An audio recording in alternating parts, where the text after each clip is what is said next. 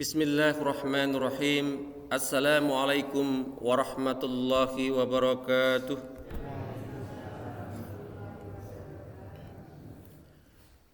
Innal hamdalillah nahmaduhu wa nasta'inuhu wa nastahdihi wa na'udzu billahi min shururi anfusina wa sayyiati a'malina. May yahdihillahu fala mudilla lahu wa may yudlilhu fala hadiya lahu. Asyhadu an la ilaha illallah wahdahu la syarika lah wa asyhadu anna Muhammadan abduhu wa rasuluh. Allahumma shalli ala sayyidina Muhammad wa ala alihi wa sahbihi ajma'in, amma ba'd. Dumateng ingkang kawula hormati panjenenganipun Bapak Sunarti selaku Ketua Muhammadiyah Ranting Morangan, atallahu umrahu bisihhah wal afiyah wa nafa'anallahu bi'ulumih. Insyaallah mudah-mudahan Allah memberikan kesehatan, keafiatan kepada beliau sehingga bisa melaksanakan aktivitas-aktivitas dengan sebaik-baiknya. Amin Allahumma amin. Para rawuh sedaya, para bapak saha para ibu ingkang boten saged kawula sebataken setunggal menapa setunggalipun, insyaallah kita sedaya dipun rahmati Allah Subhanahu wa taala. Amin Allahumma amin. Ingkang sepindah, semonggo kita ngunjukaken raos puja saha puji syukur kita dumateng Allah Subhanahu wa taala ingkang sampun maringi dumateng kula panjenengan sedaya mapinten-pinten kenikmatan ingkang langkung utami inggih menika nikmat iman lan Islam. Sholawat ugi salam dumateng junjungan kita Nabi Agung Nabi Muhammad sallallahu alaihi wasallam ingkang kita tenggo-tenggo syafaatipun benjang yaumil kiamah. Para rawuh sedaya ingkang kula hormati, insyaallah niki sebulan lagi kita memasuki bulan Ramadan. Ahad enjang menika kula badhe niki setalipun nyicil. Saya akan sampaikan fikih tentang puasa. Nanti kalau selesai kita akan membahas juga fikih tentang tarawih. Kalau selesai kita akan coba sampaikan fikih tentang zakat fitrah. Zakat, terutama zakat fitrah, sebagai bekal kita nanti memasuki bulan suci Ramadan. Kalau tidak cukup nanti kita akan bahas di bulan suci Ramadan, insyaallah, supaya kita menyiapkan bekal apa yang akan kita lakukan, apa yang kita siapkan secara fikih memasuki bulan suci Ramadan. Para rawuh sedaya ingkang kawula hormati, apa itu puasa? Saya akan merujuk pada kitab fikih yang ditulis oleh Syekh Wahbah Az-Zuhaili. Kitab fikih ini bisa dikatakan fikih lintas madhab. Tidak hanya madhab Syafi'i, Hanafi, Hambali, Maliki. Bisa dikatakan lintas madhab. Penulisnya Syekh Wahbah Az-Zuhaili. Memang beliau ini sudah sering menulis kitab-kitab muqaranatul madzahib, perbandingan madhab-madhab. Nah, ini yang akan saya ambil. Di dalam kitab fikih yang ditulis oleh Syekh Wahbah Az-Zuhaili ini, beliau menerangkan tentang pengertian puasa. Pertama, puasa secara bahasa, as-shaumu lughatan. Nah, puasa secara bahasa ini hanya untuk pengetahuan kita saja. Kita tidak bisa mengamalkan ibadah itu hanya berdasarkan definisi bahasa. Nanti secara istilah yang kita amalkan atau secara syariat. Secara bahasa, puasa itu adalah, kata beliau, as-shaumu lughatan al-imsaku wal kaffu 'anis syai'i, Yang disebut dengan puasa itu adalah al-imsak. Al-imsak itu menahan. Wal kafu, berhenti. Dari apa? Dari segala sesuatu. Dados kula panjenengan sedaya pangapunten. Ajeng guyu dimpet niku namine poso. Poso mboten guyu secara bahasa. Nah, ini tidak bisa kita amalkan karena ada beberapa kelompok itu yang baru belajar filsafat. Itu ketika dia ditanya, loh, saya nggak lihat kamu sholat dari pagi sampai zuhur sampai maghrib kok nggak sholat. Loh, saya sholat. Loh, kok saya nggak lihat? Kita kan bareng terus. Nah, sholat itu apa toh? Sholat as-sholatu ad-du'a'u. Sholat itu doa. Lah kan saya doa. Apa kalau saya doa kamu harus lihat? Nah, ini tidak bisa kita amalkan semacam ini. Meskipun sholat itu artinya doa, tetapi ada pengertian secara syariat. Nah, ini juga sama. Puasa itu artinya menahan, berhenti dari segala sesuatu. Tetapi ketika kita misalkan tidak puasa, tidak berbicara, ini tidak disebut sebagai puasa secara syariat. Nanti diterangkan oleh Syekh Wahbah Az-Zuhaili. Qala, beliau mengatakan, Soma anil kalam. Ada orang mengatakan saya puasa berbicara. Maka secara bahasa bisa. Saya puasa bicara. Jadi hari ini tidak pernah berbicara sama orang. Ketemu orang diam aja. Nah, ini namanya puasa bicara. Au amsaka anhu qala ta'ala. Zaman dulu ada, maka disampaikan oleh Syekh Wahbah Az-Zuhaili ini memberikan contoh puasa tidak bicara. Tapi ini nanti bukan yang dimaksud puasa Ramadan. Ini hanya definisi saja. Definisi secara bahasa. Qala ta'ala, Allah subhanahu wa ta'ala itu berfirman ikhbaran an Maryam, memberikan kabar kepada kita dulu tentang Sayyidah Maryam. Apa itu? Maka disebutkan di dalam surat Maryam 26. Inni nadartu lirrahmani shauma. Sesungguhnya aku itu bernazar untuk berpuasa kepada Allah subhanahu wa ta'ala yang maha pemurah. Nah, puasanya ini diperintahkan oleh Allah. Fakuli washrobi wa qarri aina. Wahai Maryam, makanlah, washrobi, dan minumlah, wa qarri aina, senang-senangkan hatimu, wa imma tarayinna minal basyari, nanti kalau kamu ketemu orang, wa imma fa imma tarayinna minal basyari ahada faquli inni nadartu lirrahmani shauma. Katakan kepada dia, sesungguhnya aku bernadar untuk berpuasa. Puasanya bagaimana? Falan ukallimal yauma insiya. Tidak berbicara kepada manusia. Lah kenapa begitu? Apa yang terjadi? Nah, ini sedikit mundur, saya akan sampaikan kisahnya sedikit saja secara ringkas. Disebutkan, dikisahkan, diceritakan, ditulis oleh Al-Imam Ibnu Katsir di dalam tafsirnya, Tafsir Ibnu Katsir atau Tafsirul Quran Al-Azim. Jadi kisahnya Sayyidah Maryam ini orang yang solihah, wanita solihah, hidupnya diabdikan di mihrab, kalau di sini di masjid. Jadi setiap hari hidupnya di masjid, mengabdi di masjid. Orangnya soleh, keturunan nabi-nabi yang soleh, Bani Israel. Suatu ketika, setiap hari di masjid, suatu ketika Sayyidah Maryam ini tidak ada di masjid. Karena tidak ada di masjid, maka kaumnya mencarinya. Kemana Maryam ini? Wanita solihah biasanya di masjid, kok tidak di masjid? Akhirnya kaumnya mencari.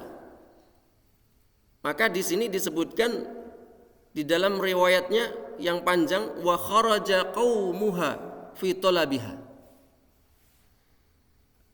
Kaumnya orang-orang Yahudi ketika itu Bani Israel mencari Sayyidah Maryam. Qala wa kanat min ahli baiti nubuwatin wa syarafin.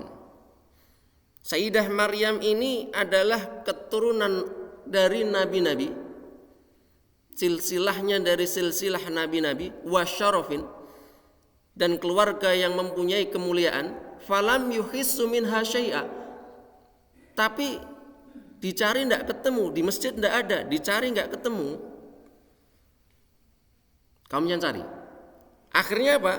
Falaku ra'ya baqarin faqalu. Akhirnya orang-orang Yahudi ini yang mencari Sayyidah Maryam, ketemulah dia dengan seorang penggembala sapi. Faqalu, kemudian mereka bertanya, ra'aita fatatan kadza wa kadza na'tuha? Apa kamu lihat wanita yang punya ciri-ciri begini, begini dan begini? Nah, ini dalam bahasa Arabnya ra'aita fatatan kadza wa kadza na'tuha. Ditanyalah penggembala kambing ini, dikasihnya ciri-cirinya seperti ini, wanita yang seperti ini. Qala, kemudian penggembala kambing ini mengatakan, la walakinni ra'aitu al-lailata min baqari malam arahu min haqat. Saya tidak melihatnya, tapi tadi malam saya itu melihat sapiku itu melakukan sesuatu yang tidak biasa dilakukan oleh sapi. Kalau sapi biasanya namung maem, ngadeg, lungguh ngoten, biasanipun ngoten niku. Tapi ini melakukan sesuatu yang tidak biasa. Saya pun belum pernah melihat seperti itu. Orang Yahudi penasaran. Qalu wa ma ra'aita? Apa yang kamu lihat? Kata orang-orang Yahudi. Ini saya masih menyampaikan dalam konteks puasa bicaranya. Wa ma ra'aita? Apa yang kamu lihat, wahai penggembala sapi? Ra'aituha al-lailata tasjudu nahwa hadzal wadi. Saya itu lihat sapiku itu, dia itu ndeprok ke arah lembah itu. Nah, istilahnya ini sujud, kata dia itu, sujud ke arah lembah. Lembah itu kebalikan dari bukit, tempat cekungan bumi itu namanya lembah. Ke arah mana itu? Ditunjukkan sama penggembala sapi itu. Kemudian akhirnya fatawajjahu haitsu qala lahum. Orang Yahudi ini langsung cepat-cepat menuju ke arah lembah itu. Ada apa di sana? Penasaran juga. Kenapa sapi itu bertingkah aneh menghadap ke lembah seakan-akan sujud ke sana? Kemudian fastaqbalat Maryam. Sampai di lembah itu ternyata Maryam di sana. Falamma ra'athum, ketika Sayyidah Maryam ini melihatnya, qa'adat wa hamalat ibnaha. Sayyidah Maryam duduk sambil membawa anaknya. Di mana dibawa? Fi hujriha. Hujrun artinya pangkuannya, sambil dipangku, digendong. Faja'u hatta qamu 'alaiha wa qalu ya Maryam laqad ji'ti syai'an fariya. Jadi orang Yahudi ini begitu melihat Sayyidah Maryam menggendong anak, setahu mereka Sayyidah Maryam itu tidak punya suami, langsung dituduh. Apa tuduhan mereka? Laqad ji'ti syai'an fariya. Wahai Maryam, kamu telah berbuat mungkar. Sebenarnya ini dalam kondisi masyarakat tertentu normal sebenarnya. Karena mukjizat itu jarang-jarang. Kalau suatu daerah gitu tiba-tiba ada seorang wanita yang dia itu baik-baik, tiba-tiba gendong anak tanpa ada orang tahu kalau dia itu nikah. Pasti perguncingan itu ada. Dulu pun begitu. Maka Sayyidah Maryam ini dituduh begitu. Kamu ini orang baik, kamu ini keturunan Nabi Harun. Nah, maksud Nabi Harun di sini bukan secara genealogi. Karena antara Sayyidah Maryam, Siti Maryam dan Nabi Harun itu terpautnya ribuan tahun. Kenapa disebut ya ukhta Harun? Nah, ini kalau orientalis mengatakan Al-Quran itu tidak benar. Kenapa? Maryam dan Harun disandingkan. Kan dia bukan anaknya Harun, bukan saudaranya Harun. Ini maksudnya Sayyidah Maryam ini dan keluarganya ini yaitu mewarisi kebaikan, mewarisi kemuliaan yang dimiliki oleh Nabi Harun dan Musa.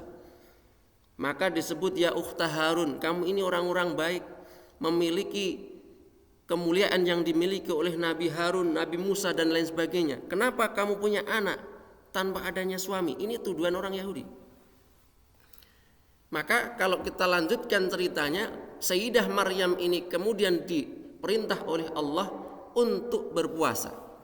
Berpuasa tidak bisa, jangan dijawab, nanti tambah panjang. Akhirnya Sayyidah Maryam itu tidak berbicara. Kemudian yang dilakukan oleh Sayyidah Maryam dengan petunjuk Allah Subhanahu wa taala, fa asyarat ilaih. Jadi Sayyidah Maryam ini kemudian menunjuk kepada bayinya. Bayinya ditunjuk, tidak berbicara tapi ditunjuk. Karena mukjizat Allah, maka bayi ini, Nabi Isa ini kemudian berbicara. Apa kata beliau?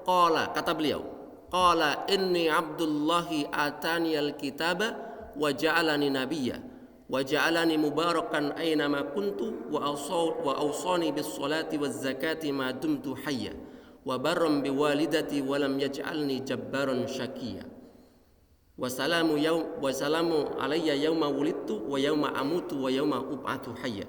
Ini kata-kata yaitu Nabi Isa ketika beliau masih bayi.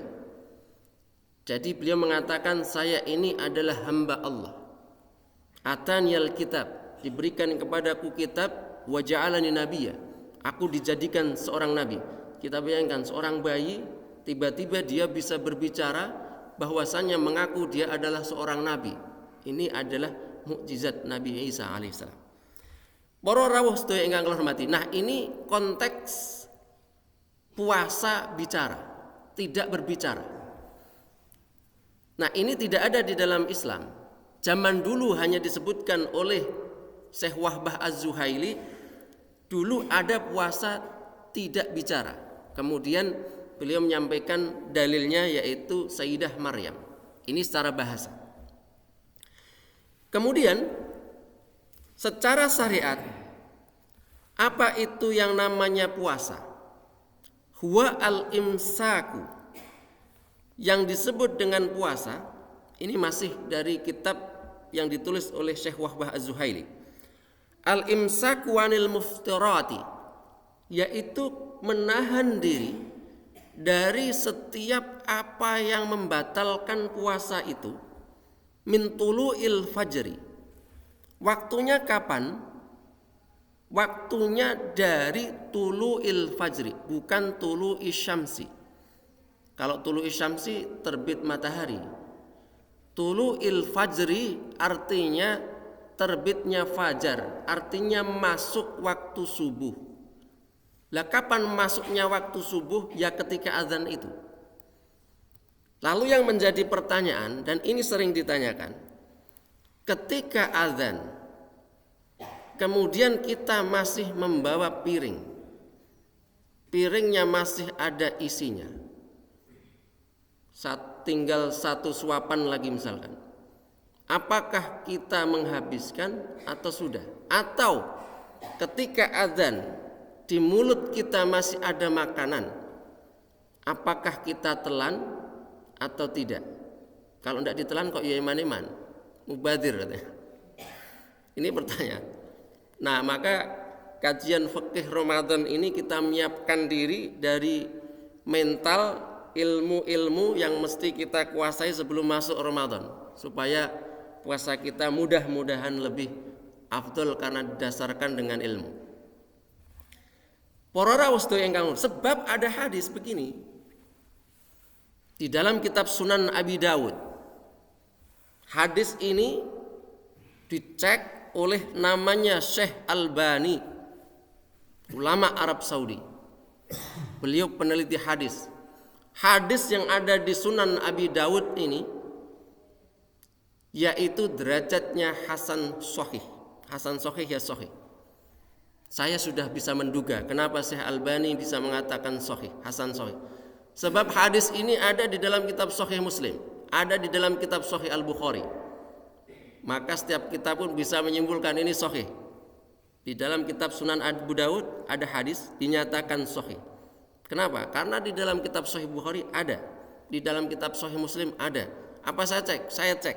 Saya sudah baca itu di dalam kitab Sahih Bukhari, juga ada di dalam kitab Sahih Muslim. Bagaimana hadisnya? Hadis ini diriwayatkan oleh Abu Hurairah. Qala Rasulullah sallallahu alaihi wasallam, "Idza sami'a ahadukumun nidaa." Jika seorang di antara kamu mendengarkan an-nida ini adalah panggilan, bukan sembarang panggilan salat atau adzan. Jadi jika kita mendengarkan panggilan salat, wal ina'u ala yadihi, al ina itu artinya bejana, bisa piring, bisa mangkok, bisa gelas, apa saja, di dalamnya masih ada makanannya, masih kita pegang, sedangkan ada suara azan, maka sabda Kanjeng Nabi Muhammad sallallahu alaihi wasallam, fala yadhahu hatta yaqdiya hajatahu minhu. Janganlah ia meletakkan sampai ia menghabiskan hajatnya daripada bejana itu, artinya sampai menghabiskannya.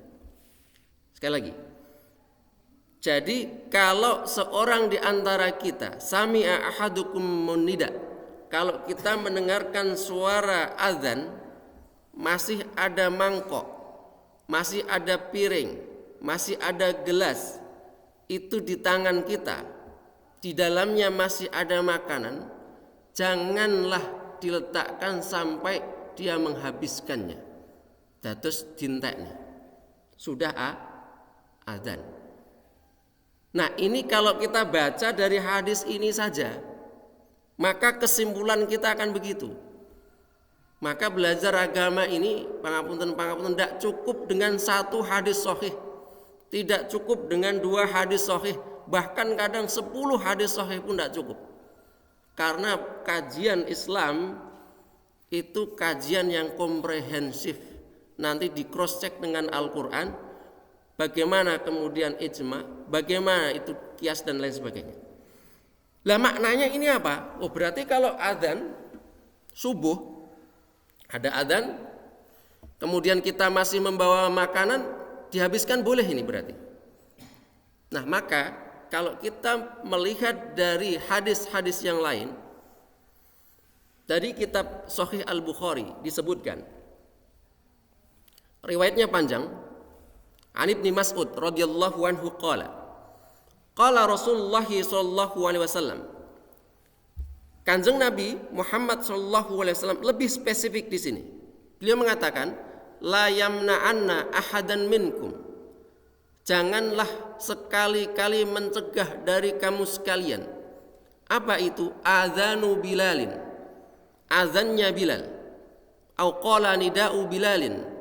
Atau beliau mengatakan nida'u Bilalin, yaitu panggilan Bilal, artinya adzannya Bilal, min suhurihi, dari sahurnya.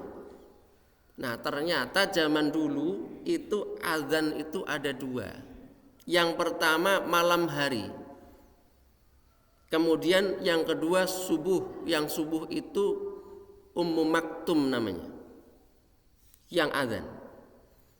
Kenapa Bilal itu adzan di malam hari? Maka di sini di dalam kitab Sahih Muslim ini diterangkan, fa innahu, sesungguhnya Bilal itu adzan. Jadi suaranya kan bisa dipahami ini suaranya adzan Bilal atau Ummu Maktum misalnya.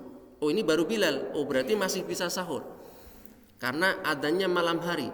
Kenapa beliau adzan malam hari? Fa innahu yu'adzinu, karena Bilal itu azan, au qala yunadi, atau dia memanggil, bilailin, pada malam hari, liyarji'a qaimakum. Fungsi adzannya Bilal itu bukan untuk sholat subuh, tapi liyarji'a qaimakum. Qaimun itu qaimul lail, orang yang qiyamul lail di masjid. Terus zaman riyen niku masjid-masjid ngeten niki nek ndalu rame. Apalagi bulan suci Ramadan. Untuk apa? Qiyamul lail. Maka Bilal adzan supaya yang tadi qiyamul lail di masjid ini dia itu pulang, yarji supaya pulang. Tidak qiyamul lail terus, nanti tiba-tiba subuh hendak sahur. Sebagai tanda ini waktunya untuk pulang, sahur dulu, habis itu nanti ke masjid lagi. Itu fungsinya. Kemudian fungsi yang kedua, adzannya Bilal di malam hari ini wa yuqidona imakum. Jadi supaya untuk membangunkan yang tidur di rumah. Karena tidak semuanya qiyamul lail, ada mungkin yang qiyamul lail di rumah atau malah tidur di rumah. Maka fungsinya yang kedua, adzannya Bilal itu di samping untuk tanda bagi yang qiyamul lail supaya segera pulang untuk sahur, yang kedua supaya untuk membangunkan atau untuk membangunkan orang-orang yang tidur di rumah supaya segera ke masjid. Jadi yang di rumah supaya cepat-cepat sahur, habis itu ke masjid persiapan sholat subuh. Nah, ini fungsinya. Baru kemudian Ummu Maktum ini adzan subuh. Maka kalau kita melihat spesifik di madhab Asy-Syafi'i, ditulis sendiri oleh Al-Imam Asy-Syafi'i, beliau mengatakan, melihat daripada hadis-hadis yang banyak atau dalil-dalil ini tadi, beliau mengatakan di dalam kitabnya ngeten, wastuhibba at-ta'anni bis-sahuri. Beliau mengatakan dan disunnahkan, kata beliau, at-ta'anni. At-ta'anni itu artinya bahasa kita itu santai-santai. Jadi disunnahkan untuk santai-santai. Kapan? Bis-suhuri, ketika kita sahur. Jadi sahur itu baiknya santai-santai, jangan cepat-cepat. Tapi kapan waktunya kita santai? Boleh menerangkan. Jangan mau adzan kemudian santai, pas imsak kemudian santai. Maka kalau sekarang mungkin gantinya adzannya itu mungkin imsak itu. Mungkin. Jadi ketika imsak masih boleh kita makan, tapi segera. Maka beliau mengatakan, malam yakun fi waqtin muqaribin yukhafu ayakunal fajr tola, ayakunal fajru tola. Santainya itu kapan? Kalau waktunya itu belum mendekati subuh.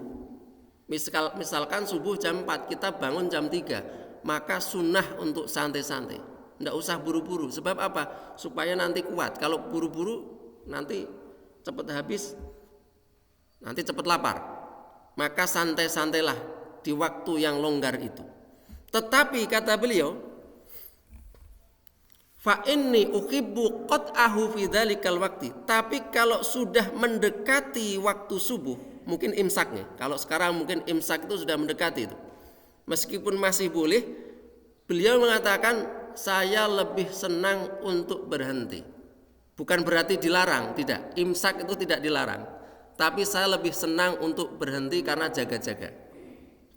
Nanti jangan untuk jaga-jaga, habis itu nanti gosok gigi dan lain sebagainya. Jangan-jangan masih ada ayam tersisa di mulut nanti kita mulai sholat subuh. Nah, ini kata beliau, saya lebih senang untuk berhenti ketika sudah mendekati subuh.